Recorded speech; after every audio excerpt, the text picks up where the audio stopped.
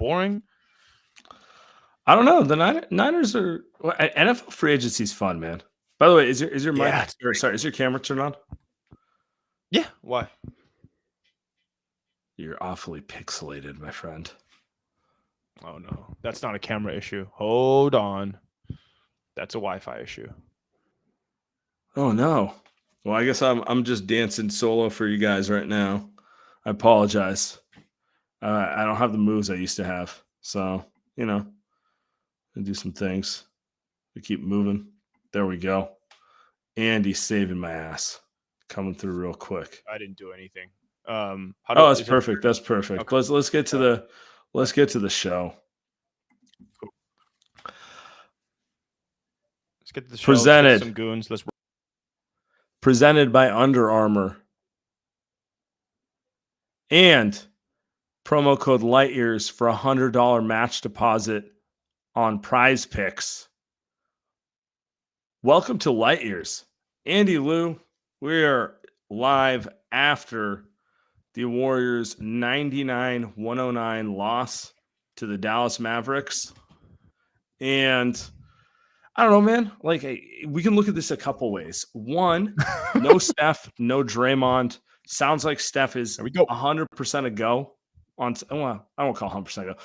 Woo! Sam sources. Cautiously optimistic Steph will be back Saturday against the Lakers, which means end of the day, he only missed 3 games. Just, like anytime he sprains his ankle, I'm like, come on, man. And, end of the day, if it turns into 3 days, not a big deal. There's that. But watching this game, I don't know. They played good defense. I don't think Dallas played particularly amazing. And it really wasn't that competitive. Yeah, it's a fake game, right? We all knew the Warriors were going to lose this game. But they played hard. They tried really hard. I think most people cared. I think more often than not, the Warriors this season had a lot of players that didn't care. I don't know if I'm care to pick Nets this game, Sam, just because, you're missing your 2 best players. And their defense, I think, was solid, but maybe only because Luka just couldn't shoot the ball tonight, right? It's because sometimes just that. The Mavs made a bunch of fake shots the first time they played. The Mavs didn't make fake shots tonight. Didn't matter because you can't score. Because you build a team around Steph on offense, and you build around guys that kind of not even cater to his needs. You kind of just build around guys that you think work with Steph instead of just work as a basketball player, and you got a team that can score. It's kind of simple as that. You build around guys that I think that caters to the system that they like to run, and I think this is what happens. I think that's my point. The system doesn't work without 30. It's really that simple. The system does not work without 30. I was watching him tonight, and is this the worst offense in the NBA if Steph is sitting? No, easily. Statistically, I feel like it is too. I don't think this is an eye testing. It's probably both. Here's a better question for you. Is this the worst team they've put around Steph Curry since Steve Kerr's been the coach? Obvious. The answer is no. Are they worse than? Are they? We're not counting the. Well, is the answer no? Why is the answer no? Because the tank year was by far the worst. I know Steph didn't really play. But tank year is because he didn't play though. Yeah, but then honestly, what's Steph, D'Lo, Eric Paschall, Glenn Robinson III, and Omari Spellman getting you? You know what I mean? So let's put that one aside. Well, the year after that, the Kelly Oubre team with James Wiseman starting at center. Which one's worse? Because they both are going to be the 10 seed. So which one, or the 9 seed, whatever, 10 seed actually, or 9 seed, whatever. They're both going to be the 9-10 seed. So which one is worse? I would say this one's better than that one. Maybe barely. I would say this team is better than the one that a chat's saying Kent Bazemore started that year. Kent was good. Kent was functional. All right, I'm not going to say good. Same with this team, though, right? Same with this team, and this team has functional guys as well. They have but your point is taken that these 2 teams are the 2 worst teams in the past decade plus that the Warriors have put around 30. Woo! Yeah, they're going to say optionality and that sort of thing, but it's just like games like tonight. I'm like, man, it's a rough watch. Anyway, it's just one game. They get over it pretty quick, but yeah, one game that's been the him though. That's kind of the thing, right? Sure. It's how many we watched this type of game this year. So I'm not sure. Yeah, go ahead. No, let's talk through some players in this game real quick. Let's go. All right, let's start with Chris Paul and Klay Thompson.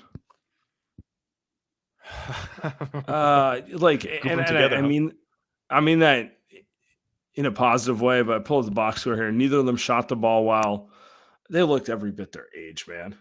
In Chris Paul's case, he looked his age. In Klay's case, he looked his age, plus knowing that his injuries mean he's a couple years older. But, kind of rough. Yeah. Yeah, right. They on the road, kind of just not much rest. Feels like when they go on the road, they need like 2 days off between games if you want Klay and Chris Paul to play well. Feels like you kind of need that. And honestly, like I feel that way about Steph and Draymond too nowadays. Like Steph needs a couple days off. He just can't be going back. He definitely can't go back to back. I mean, we can start off even with Draymond, who didn't play tonight because of a back issue.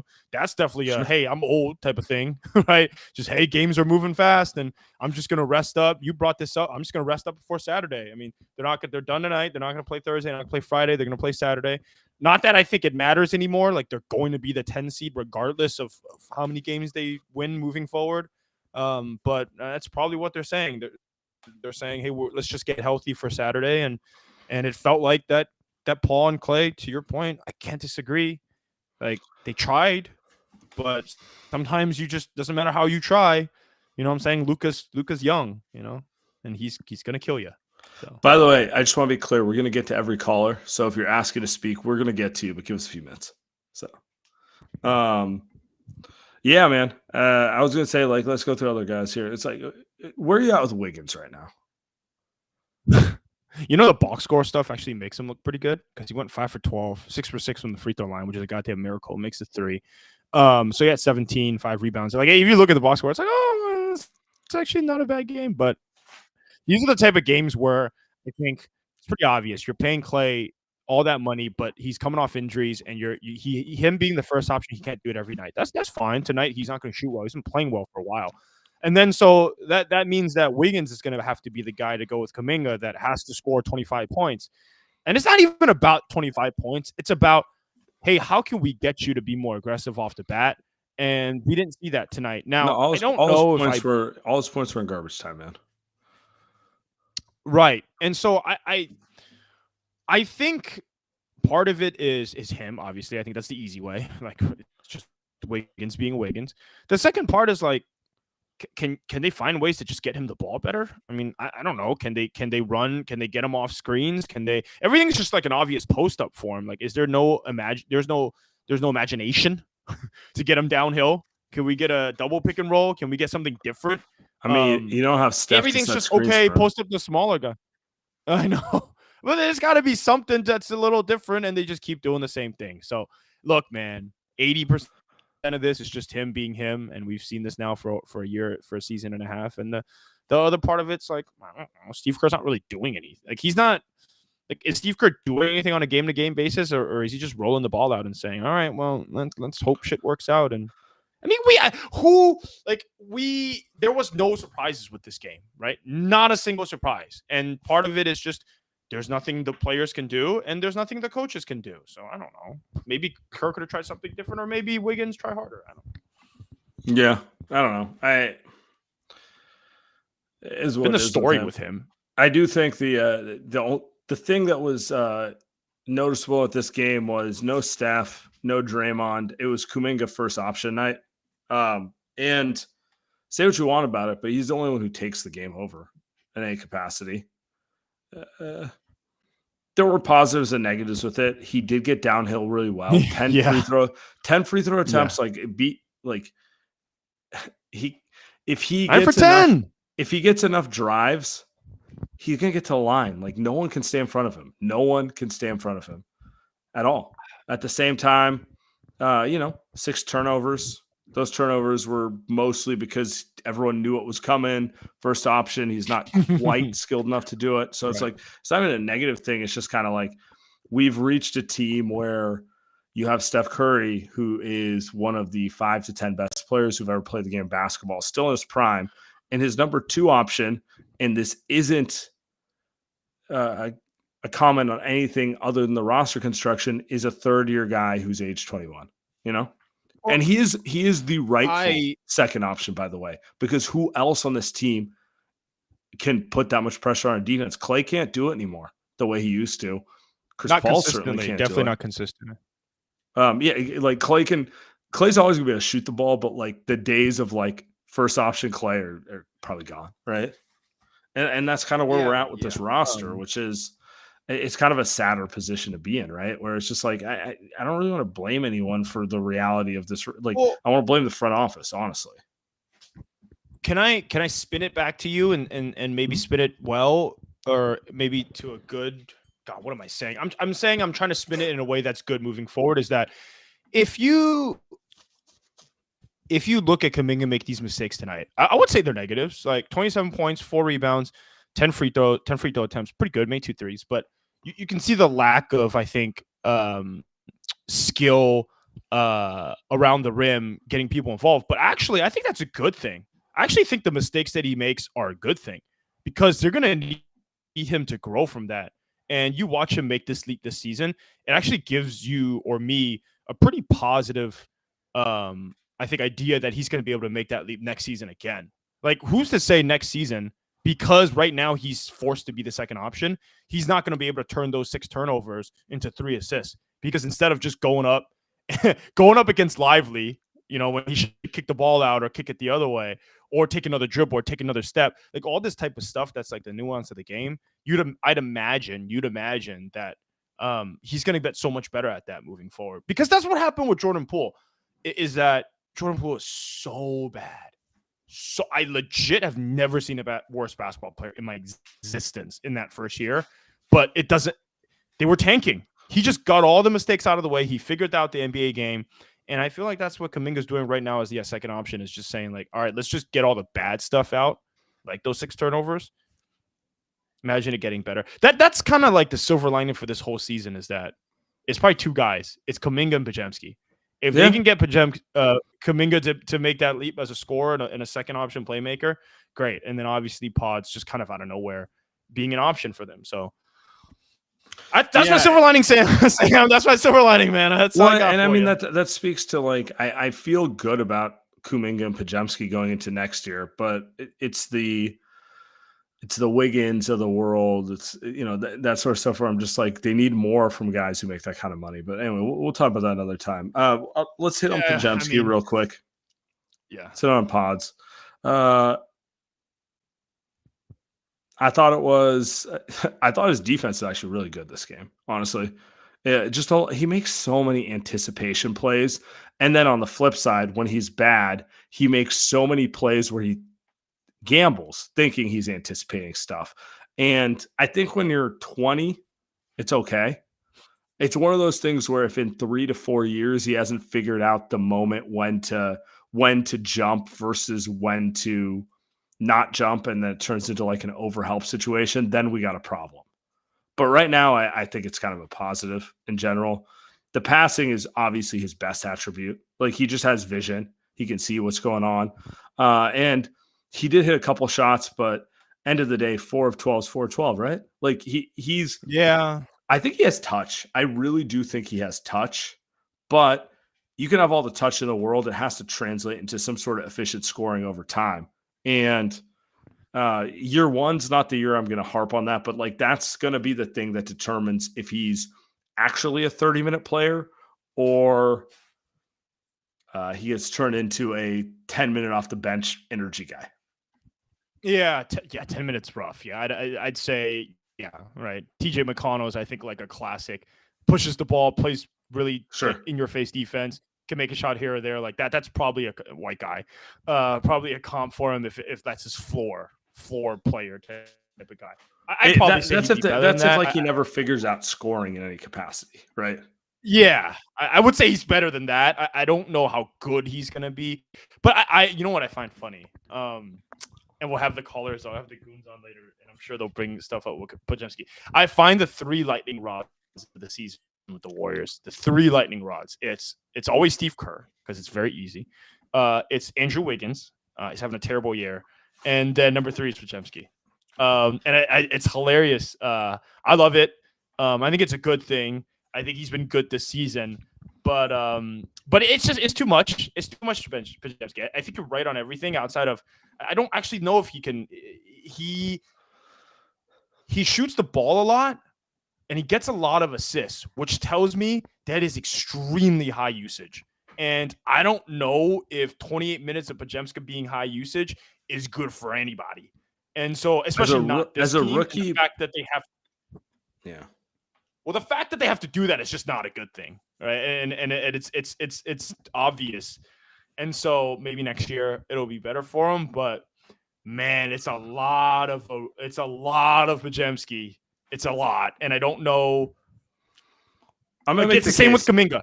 If he learns from this next season, same with Kuminga, where the 6 turnovers become 2 next year. So Podziemski, you see the 4 for 12 becomes 7 for 12. Maybe he makes more threes. Maybe he gets to the hole more, stuff like that. Then it's obviously a good thing, and I'd imagine that's probably what's going to happen. But right now, yeah, it's because I'm not gonna lie to you. It's kind of hard to watch some of these minutes, man. It's a lot of bad shots. You know, it's a lot of deep. Yeah. Oh, sorry. I thought you were going to continue. No. It's that's it. It's just, but they've got nothing. Like, I don't enjoy watching Lester Quinones either. Like, that's the thing. Like, they've got people are angry about this. It's like, man, like giving him these minutes are a good thing right now. Like, he's not stopping anyone from playing. He really isn't. I feel like they have, but I feel like it's two separate issues. Okay, with Kuminga, my bad. Wow, what a Freudian slip.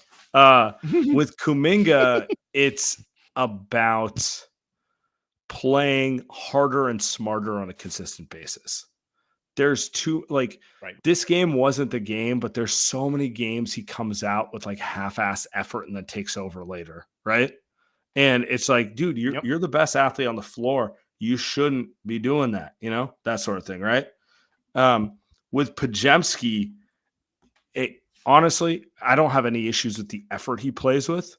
It's a question of if his skill level is going to catch up to like his moxie, because like he kind of he wants to be the man, but his handle, it's not his handle. You're right. His like touch, his shot, like he's not a good enough offensive player to do the things he wants to do. That's and a great point. He might get there or he might not, but like it will get very old for teammates if he's like, I'm taking over and it's brick, very quickly, right? Right. Just like it gets very old to play with someone like Kuminga who has all the physical gifts in the world but doesn't apply them in the game all the time. So great point. Both of them, it's two different issues, and I don't think anyone's quote unquote got an issue with either of them. It's just kind of like developmentally, they have to figure out two opposite things. So what if let me ask you this. What if you put together Podziemski and Kuminga? What do you get? I mean, yeah, that's fucking Wemby or Chet, Like that's because you're talking a guy with like outlier physical gifts, but also like just the ultimate like IQ DNA aspect extreme of it. Effort and IQ. That's what Pods is bringing, right? He's bringing a high level IQ and effort. Effort is not. You don't just get effort. You know what I mean? Yeah. Like he has effort. That's not teachable. Well, ask yourself this: why do you think Steve Kerr constantly like defends him? He's like he sees everything. Look, man, it's easy to hate on Steve, but like Steve is he likes players who quote unquote get what he's trying to do really quick. And say what you want, but like the kid is smart. The kid gets what's going on. Yeah, he does. All right, let me do one, then we'll do the segment. We'll get to the goons. All right, this week's Light Years podcast, we are brought to you by our new partnership with Prize Picks. Prize Picks is America's #1 fantasy sports app with more than 3 million members. It is the easiest and most exciting way to get in on the action while you watch your favorite sports and players. You just pick more or less on 2 or more player stats. That's it. 2 or more player stats, and you watch the winnings roll in. You can win up to 100x your money on Prize Picks with as little as 4 correct picks. You can turn $10 into 1,000 with NBA. You can do NHL. My Sharks are going through it. College basketball, we got March Madness coming up. We got March Madness coming up. Can't wait. St. Mary's. Shout out, Bay. Shout out, Bay. There you go. Yeah, Prize Picks is fun, man. What did you have? Tonight was bad for me. I played the Luka over because, I saw no Draymond, no Steph. I was like, I could dog walk them. And to the Warriors' credit, they defended him up and down. And that was not how it played out at all. So threw it away that way. But, that's what, it's a win-win because I didn't win money, but the Warriors want respect. So, someone wins and one respect. If you had gone less with Luka, that's an easy one. Good luck, man. It's a good chance on Saturday. Steph and Draymond are going to play. I think Steph, he's going to have a good game Saturday night. They kind of need that win. That's an easy more on whatever numbers you can get for Steph, right? Also, you got conference tournaments. They're happening. Some are over. Some are still going on, which means the biggest moments in college basketball are getting closer. Be a part of the action on Prize Pick for both men's and women's college basketball. I watched the LSU game over the weekend. There was a fight in women's basketball. I swear women's college basketball is the best. Yeah. It is the best. So shout out to LSU. I'll be rooting for them. That's my team. Download the app today. Use code LIGHTYEARS for a first deposit match up to $100. Download the app today. Use code LIGHTYEARS for a first deposit match up to $100. Pick more, pick less. It's that easy. And Saturday we got our Under Armour matchup of the week. Did you guys know the Warriors playing the Lakers? I don't know. Did you guys know about this? I feel like almost it's going to lead to disappointment because the last game was so good, even though it ended with kind of crappy ending for the Warriors in some capacity. But it's a big one. It's a really big one for the Warriors just because, look, man, they dropped tonight's game. We knew they were going to when we saw who was missing, but they're going to get Steph back. They're going to get Draymond back. Needs to be a win. Yeah, it needs to be a win. I mean, it's the easy matchup of the week because it seems like they're gearing up for that game. Steph's going to be back for that game. Draymond took tonight off for that game.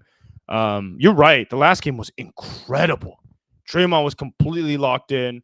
Steph made a freaking 30-plus point three-pointer, 30-plus foot three-pointer to put him in the lead before LeBron closed it out with some free throws. I mean, Steph and LeBron on prime time.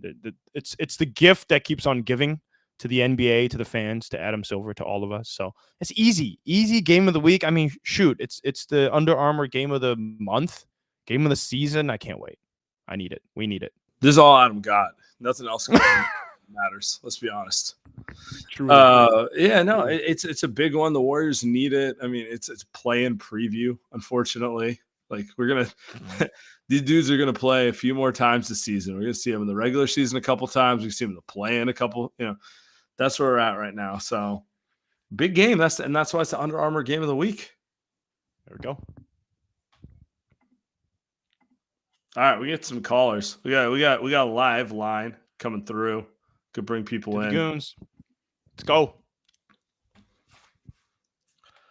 And if you're watching on YouTube, on Twitch, wherever you may be, go to Playback. Join us live on Playback, where we're always live, and then you can call in. All right, what's up, Ron? What up, guys? One quick thing to start is I've thought it's funny that everybody loves plus minus when CP3 has a good plus minus, but he's been the worst. Tonight he was the worst in the Bulls by a large margin, and no one wants to talk about it.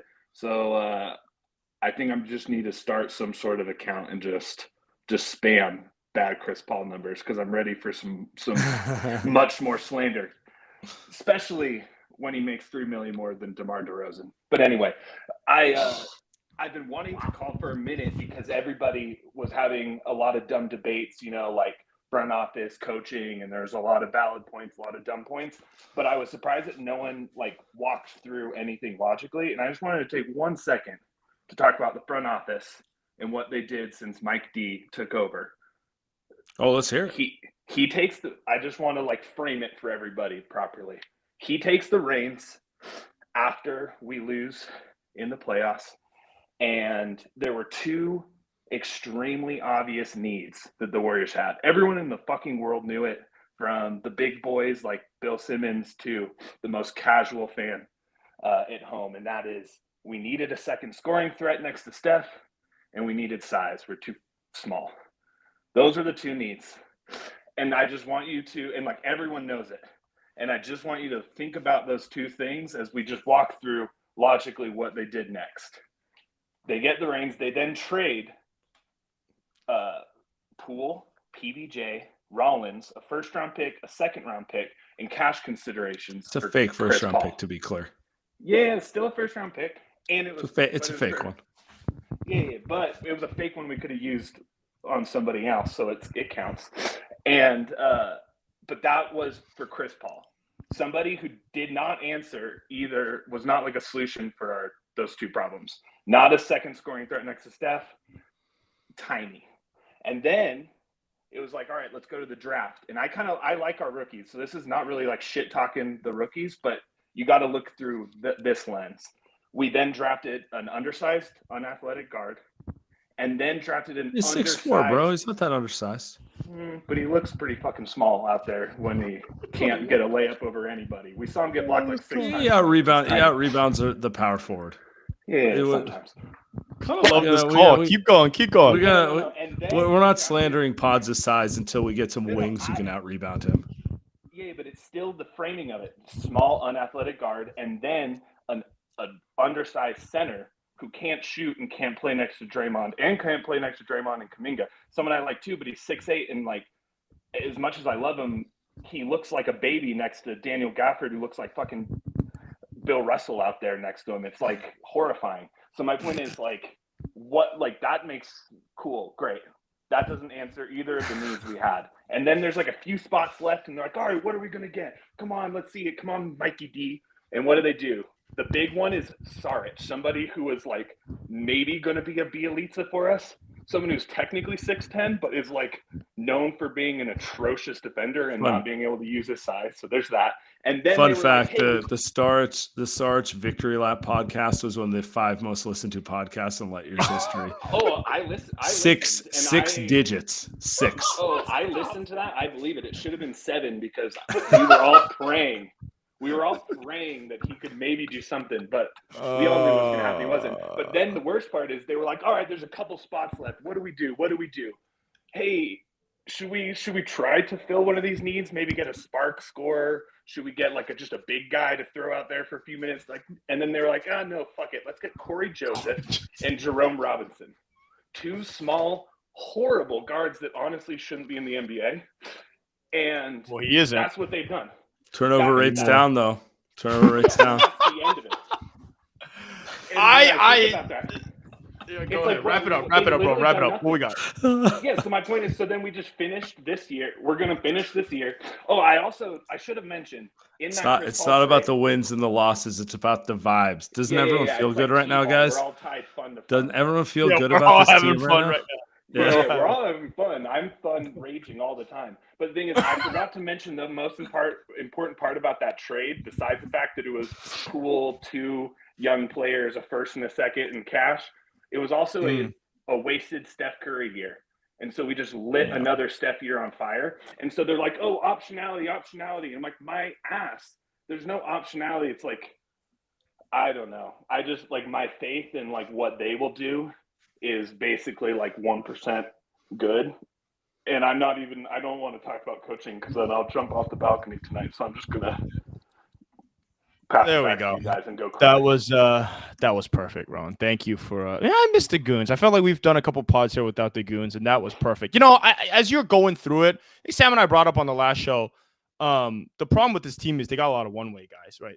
And what you're saying is kind of directly to that. They've got a lot of guys that are good at certain things, but they can't figure out the right 5 guys to play. Yeah, you can't figure out the right. Now, if this was a 10-on-10, I don't know how you would play 10-on-10 in basketball, but it was a 10-on-10. The Warriors, they might be a top 8 team in the NBA. They might be a top 5 team in the NBA, 10-on-10. But because you have to play 5-on-5, GP2 can't shoot. You know what I'm saying? Like, it's just like all these things that there you go. I was going to say, our guy Nico threw this on the timeline on top of me saying it's just a garbage roster. And I think this is kind of a great summation to your point. In the playoffs, you can't be a specialist. Specialists don't play in the playoffs. You got to find a way to impact the game. There you go. It's that simple on a basic level. It's like, if all you do is shoot the ball, someone's going to hunt you and get you off the floor. If all you do is like, and keep going through. I'm just repeating myself because I've gotten really good at extending my statement to make long podcasts. Yeah. It's just all right. Great call. Let's go. Who's next? Rowan, appreciate you, brother. Call Thanks, back in anytime. I will spar with you the rest of the way. Oh, we got some call-ins here. We're gonna bring Ebony up here. Ebony, I will say, is number one Light Years loyal listener and obviously brings the best calls. So what's up? Hello. How y'all doing? Yeah. As good as we could on a Wednesday after a game we knew they were going to lose the whole way. Outside of watching that game. Life's good otherwise. Awesome. Glad to hear it. All right. So a couple things. First off, I feel like we kind of have to talk about the video that was trending on Twitter for a second of Pods like yelling at Wiggs for a second. Just because, yes, he's a rookie, but I understand his point. Like, you watch Wiggins play, and I didn't watch till like maybe like the second half, or I caught the back end of the second quarter, and he's pretty much invisible the entire game until the fourth quarter. Then he decides to play like 2022 Wiggins, and it's like, okay, but there's 3 minutes left in the game, and now you want to get to the rim. Like, what's the point? Save it for Saturday if you're going to do it at all, and start at the beginning of the game. So I don't know, like, I understand the whole but he's a rookie thing, but it's like, yeah, but there's a vet who doesn't want to play basketball and the kid wants to win. So I don't know. That's my first thing. Second thing, yeah, it was a terrible loss, or like just annoying. Not terrible, just annoying. But like, I'd rather watch Kuminga score 25 consistently and then like, watch Draymond limp up the court trying to, play basketball on half a back. So that's my thing with the whole Kuminga, and just like, it's promising for next year, right? And like, maybe the Warriors make it to the first round. Who knows? I mean, they still have to play the Lakers and the refs on Saturday and about 3 more times like the rest of the season. So, that's kind of like debatable as far as how far they'll get, but that's kind of, neither here nor there. I guess those are my main things.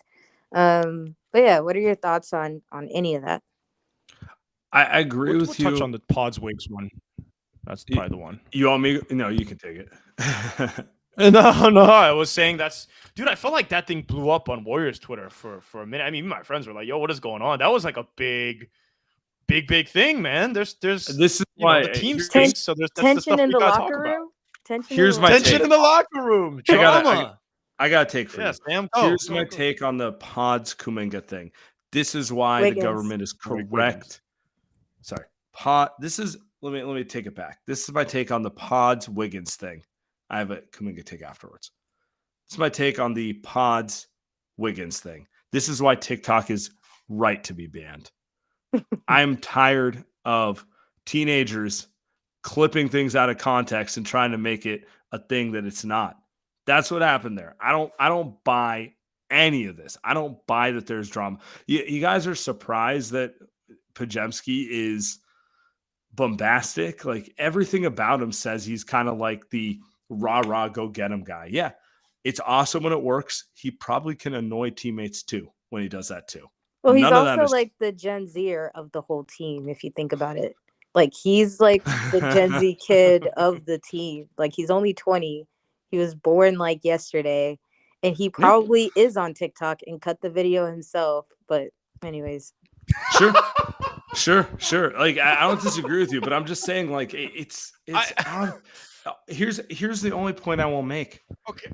If TikTok existed in 2015, Draymond Green would have been a dead man.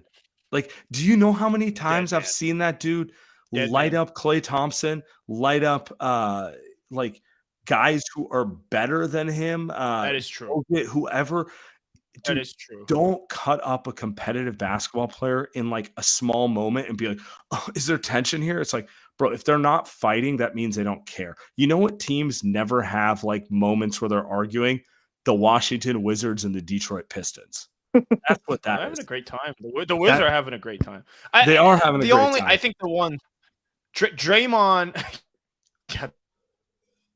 they are. Jordan Poole is having a ball of it this year. I love every Kuzma quote. The only thing is, I think Draymond, he's a clown. I mean, actually, I like Kuzma. I take that back. Draymond used to rip into Klay. I used to go all the games at Oracle when they were coming up. He used to light his ass up because Klay was terrible defensively off ball. And he would just, I mean, he's airhead does the same thing off ball. But he made up he does it to Wiggins. I think the thing is, though, Draymond is Draymond. That's the thing. And Podziemski is not Draymond. And so I think the point, but also Wiggins and Klay. So I think the thing here is if you're Pods, the point is it gets old. Let's see if it does get old moving forward. I think right now, like, it's fine. But hey, man, if it's next year and Pods just ends up being just a guy and he's doing this, then it gets old. Well, two things. I think he's just fine. But Draymond ended up being. Sorry, I think there's a lag, but I think it's fine for Pods because he's one of the few dudes on the team who does care. Like everyone else is just kind of like, oh, maybe we'll win, maybe we won't. And so it's like, all right, the rookie's the one who's gonna speak, then let him speak. Because it can't just be like Steph and Draymond who care. And TJD when he is dunking on Wemby. But my other take is, or I guess it's not really a take, but I'm watching like the Lakers and the Kings right now, and there was like a stat line or a thing or whatever that said the Lakers hadn't scored in like 5 minutes. I was like, these two teams are exactly the same. Like the Kings were on like a 15-0 run in 5 minutes. And they're just turning the ball over every possession. And I'm watching and I'm like, I think I just watched this game like 5 minutes ago. So like, I mean, is it just going to be a turnover fest on Saturday? Probably. Nah, the Lakers will come ready to play because that's what they do. The Lakers always come ready to play against the Warriors. D'Lo 0 for 7 tonight. I'm sure he'll make 6 threes on Saturday night. They are the same team, though. To your point, they are. I mean, they two sides of the same coin, right? Yeah. Same record. I just need TJD to have that same dunk on LeBron. Shit team. NBA's not letting that happen. That's an offensive foul right there. TJD might get ejected. Probably. Better watch yourself, Trace. And fined. Thanks for calling in, Ebony. Ebony, appreciate you. For sure, y'all have a good one. Let's keep moving. We got more here. We go strong calls. Go stronger. Did you Sturgio here? Sturgio.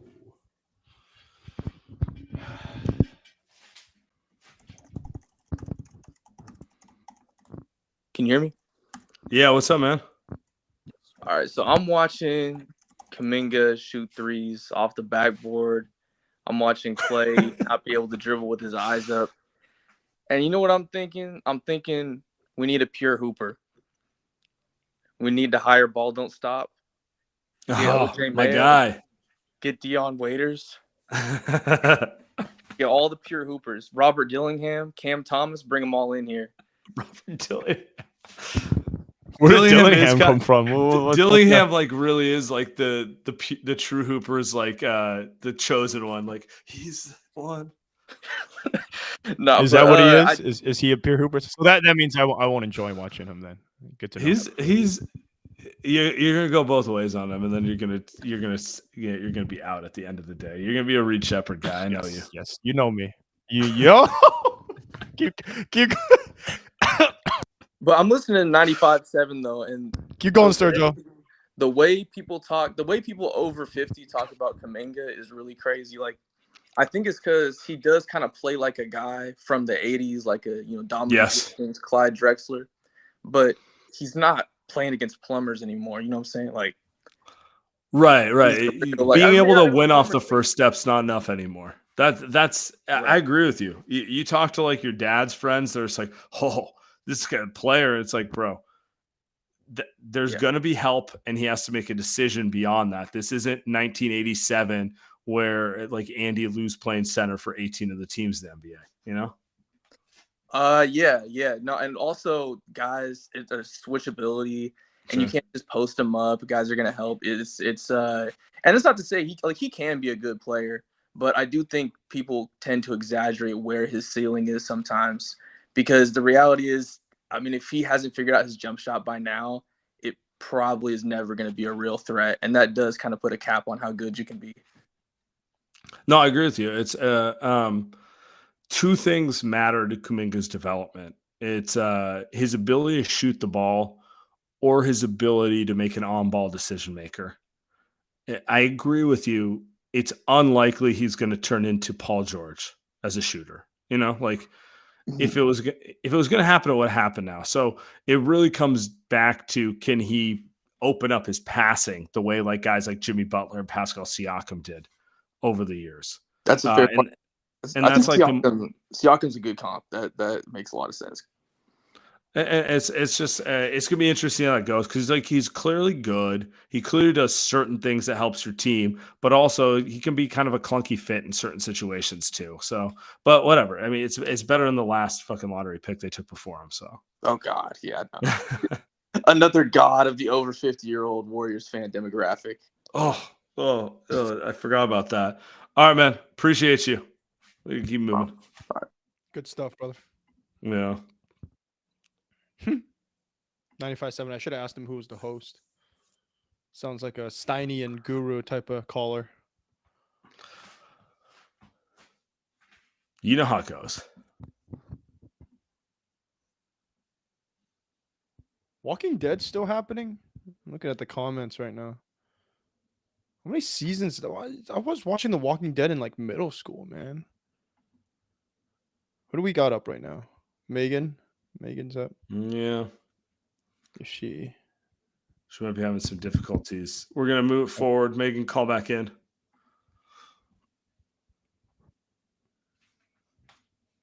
Somebody else did it after 3 seasons, brother. I know that they had at least 10 seasons. Hey, guys. It's like Law and Order. Hey, what's up, Ken? How's it going?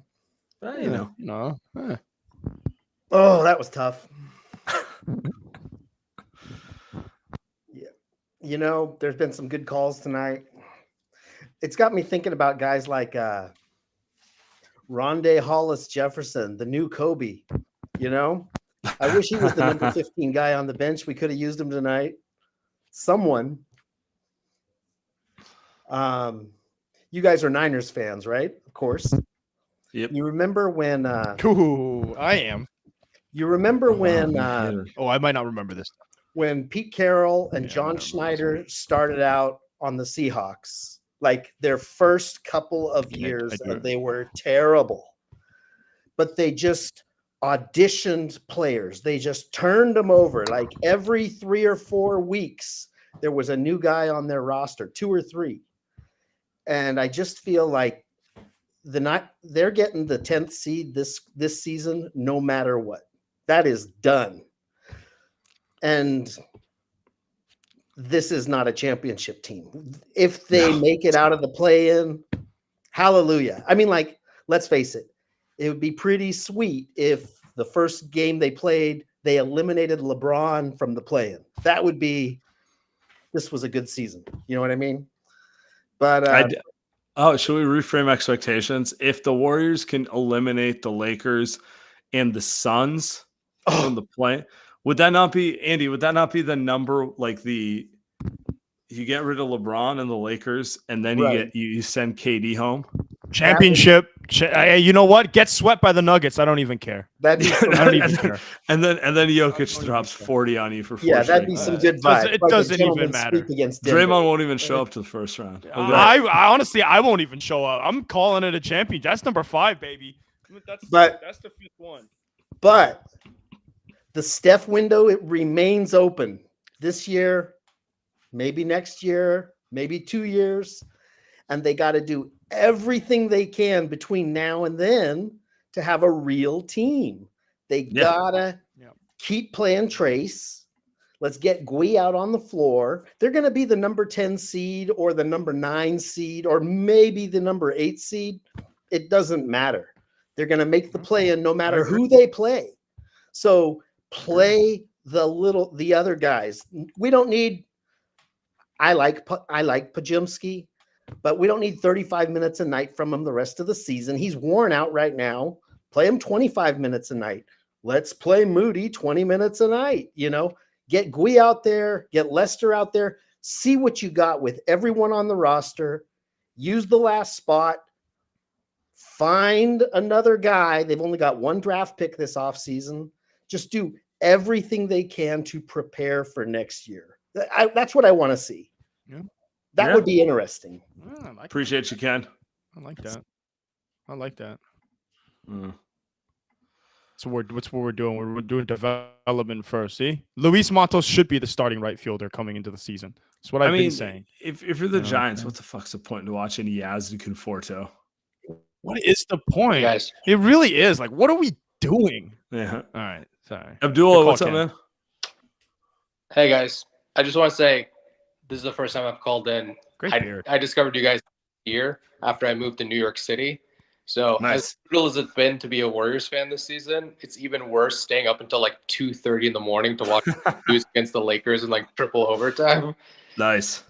You guys are kind of my therapy session, like when I'm at 3 a.m. and I'm dealing with this shit. But I was actually going to take a different take than Ken, but something similar.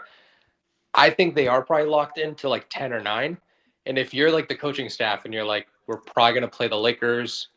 Let's say we somehow win against the Lakers. We're probably going to play Dallas. What do you think they should be doing in terms of like the coaching staff, figuring out who they should be playing, who should they be prepping? Like I was watching this game and like in terms of being positive, like I actually thought Moody played really fantastic on-ball defense tonight.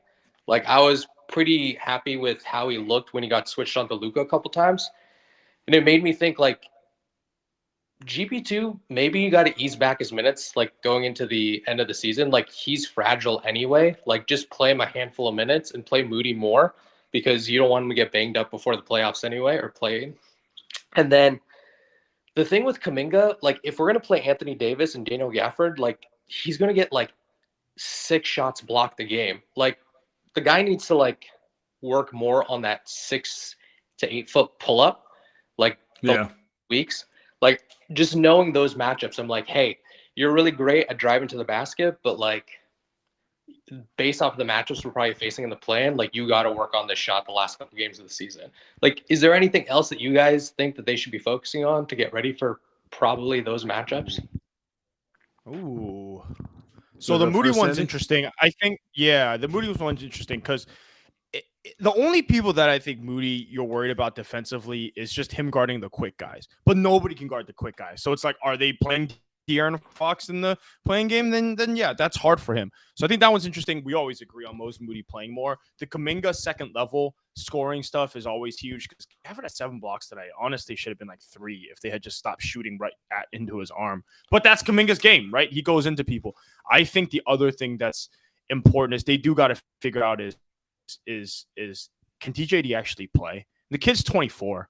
Can he play, or are they going to have to rely on Kevon Looney? Because TJD does have enough juice as the rim pressure guy, and he's actually not bad defensively, even though he's a rookie.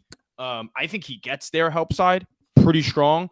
Has a couple blocks here and there, but like he's just in there and he's quicker than guys like Looney. Can you play him? The problem is you can't play him next to Draymond and Kuminga. So how often can you play him? But that's the one for me. It's can they get him 18 minutes or so? Because if they're just going to keep playing Saric and he play 5 minutes tonight of minus 11 ball, and they're going to have to rely on Looney, I mean, we're just seeing the same old shit. I think to your point is like, can we see something different? To you and Ken's point is like, can we see something different? Can we try to do something different? Because if you're just going to do the same thing, it's obviously not working. Yeah, the other ones I'd call out, it's boring, but like they're developmental ones. Can Pods actually hit shots when he's off ball? Like, it's cool that he can hit a step back, and he oddly hits them at a very high percentage. But like the offense shouldn't be Pods running the James Harden like dribble step back. Like, he needs to actually be able to hit a three unless he's James Harden. Yeah, which probably not happening in the next 6 weeks. So he either needs to be able to hit the ball when it's swung to him or make a quicker decision. These are all developmental points that they need to do. And then finally, like when Steph comes back, like try some more pick and roll with him, try some more getting action going downhill with him, see what you have in general. I don't know. It's all kind of, I don't want to say for loss, but that's kind of where we're at with it, because to your point, like this team's ceiling is going to be realized when like someone like Kuminga develops more of a jumper or someone like that.